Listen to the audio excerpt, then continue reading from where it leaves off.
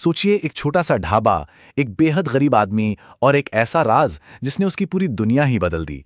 ये कहानी है रमेश की, जो कभी 2 वक्त की रोटी के लिए तरसता था और आज करोड़ों का मालिक है। तो चलिए शुरू करते हैं ये दिलचस्प कहानी। तो कहानी की शुरुआत होती है एक हाईवे के किनारे बसे एक छोटे से गांव से।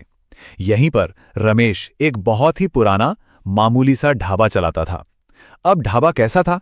कोई खास तामझाम नहीं, बस कुछ टूटी फूटी कुर्सियां और एक साधारण सा चूल्हा। देखिए, उसकी जिंदगी बिल्कुल भी आसान नहीं थी। दिन भर की कड़ी मेहनत के बाद भी हाथ में मुश्किल से 200-300 रुपए आते थे। अब इतने से पैसों में पत्नी और एक छोटे बेटे का पेट पालना, ये वही जानता था। जिंदगी बस किसी तरह घिसट रही थी। हर दिन एक नया चैलेंज था। लेकिन इतनी सारी मुश्किलों के बावजूद एक चीज थी जो रमेश के पास बेशुमार थी, और वो था उसका बड़ा दिल। एक तरफ ये हाल था कि घर में कभी राशन नहीं होता तो कभी गैस खत्म, कई कई रातें तो वो खुद भूखा सो जाता था। पर दूसरी तरफ उसका दिल हमेशा दूसरों के लिए खुला था। उसका एक ही फंडा था, बड़ा सिंपल। कोई भी ग्राहक दरवाजे पर आ जाए, उसकी जेब में पैसे हों या ना हों, उससे प्यार से भरपेट खाना खिलाना है। उसने कभी किसी भूखे को अपने ढाबे से मायूस नहीं लौटने दिया। और फिर एक दिन कहानी में एक ऐसा मोड़ आया जिसने सब कुछ बदल कर रख दिया। एक शाम थी और ढाबे के सामने एक बड़ी चमचमाती हुई महंगी गाड़ी आकर रुकी। उस गाड़ी से एक अमीर दिखने वाला आदमी उतरा। कपड़े तो महंगे थे, पर चेहरे पर थकान और परेशानी साफ झलक रही थी। उसने रमेश से बस इतना पूछा, भाई कुछ गरम खाना मिल जाएगा? और रमेश, उसने एक पल भी नहीं सोचा। जो भी सबसे अच्छा खाना वो बना सकता था, बनाकर उस आदमी के सामने रख दिया।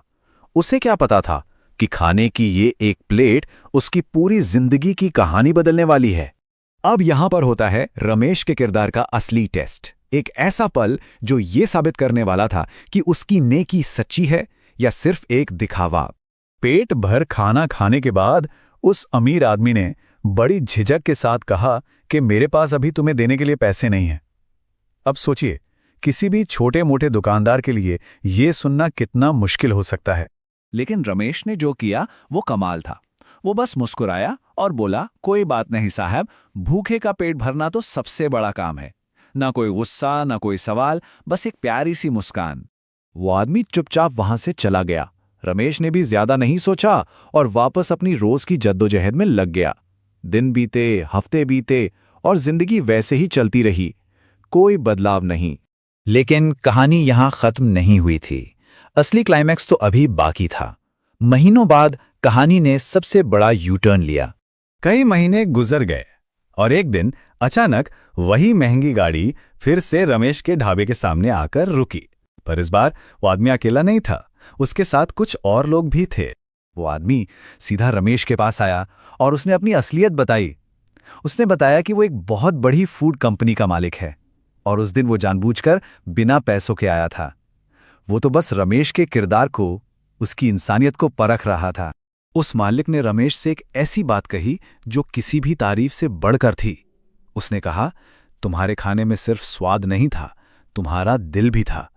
उसे समझ आ गया था कि रमेश ये काम सिर्फ पैसे के लिए नहीं, बल्कि लोगों की सेवा के लिए कर रहा था।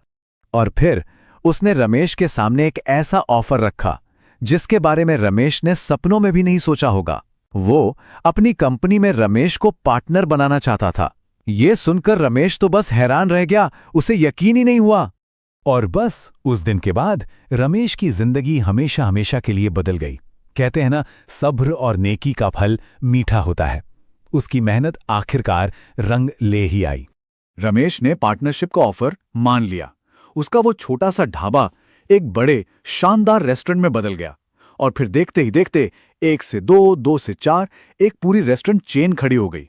वो गरीब आदमी जो कभी कुछ 100 रुपए कमाता था, अब करोड़पति बन चुका था।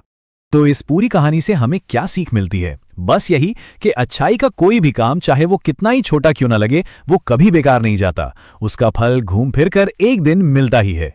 और सबसे जरूरी बात यह है कि जब कोई काम सिर्फ दिमाग से नहीं, बल्कि पूरे दिल से और सच्ची नीयत से किया जाता है, तो कामयाबी एक न एक दिन जरूर मिलती है। रमेश की कहानी इसी बात का सबसे बड़ा सबूत है। तो आखिर में एक सवाल सबके लिए है, अगर उस रात रमेश की जगह कोई और होता तो क्या वो भी वही करता जो रमेश ने किया? ये बात सोचने वाली है।